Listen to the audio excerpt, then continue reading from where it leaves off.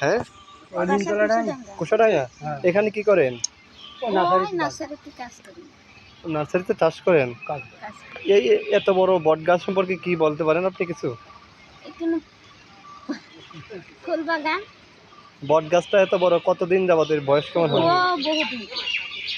বহুত দিনের। হ্যাঁ, আরো কিছু নেই তো, 85 বছরের। হ্যাঁ আর কিছু নেই তো, এখানে পিলার ঠান্ডা সব গোল গোল ছিল, সব ভেঙে গেছে, ওখানে মিনা ছিল।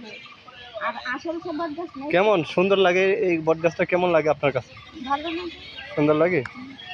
এখানে যে বট গাছ আছে আমাদের ঝিনাইদহ জেলার মতো একটি বিখ্যাত বট গাছ। আমাদের ঝিনাইদহ জেলার সবচেয়ে বড় কৃষি ফার্মে এই বট গাছটা অবস্থিত আছে। আর এই বট গাছের ঐতিহ্য বলে শেষ করা যাবে না। আর এখানে কৃষি ফার্ম, বুঝতেই তো পারছেন, আমাদের ঝিনাইদহ জেলায় সবচেয়ে বড় কৃষি ফার্ম।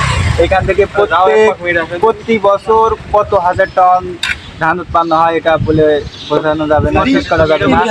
আবার হচ্ছে আপনার এখানে একটা গরুর ফার্ম আছে। এই গরুর ফার্মে মানে অনেকগুলা গরু পালন করা হয়। এখানে গরু, হাড়, বট গাছ, এইটাই হচ্ছে আমাদের ঝিনাইদহ জেলার ঐতিহ্য। এই এত বড় বট গাছ আপনার কি অনুভূতি বলেন তো? এই বট গাছের যে আমার যে অনুভূতিটা আছে, এটা ছোটবেলা থেকে দেখে আসছি। এখানে বট গাছ, এখানে অনেক নিরিবিলি পরিবেশ। এখানে সবাই এসে বিশ্রাম করে, কেউ ঘুরতে আসে দূর দূরান্ত থেকে। তারপরে হচ্ছে আমাদের যে বট গাছ, এর কোনো অরিজিনাল গাছ নয়, কিন্তু এই বট গাছের শিকড় থেকে এতগুলো গাছ পরিপূর্ণ হয়েছে। আর অনুভূতি বলে শেষ করা যাবে না। এটা কি ঝিনাইদহ জেলা না চুয়াডাঙ্গা জেলা? এটা হচ্ছে ঝিনাইদহ জেলা, দত্তনগর কৃষি ফার্ম।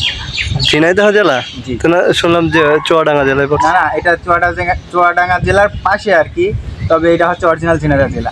এখান থেকে চুয়াডাঙ্গা জেলা যাইতে সর্বোচ্চ হলে আপনার 10-15 কিলো।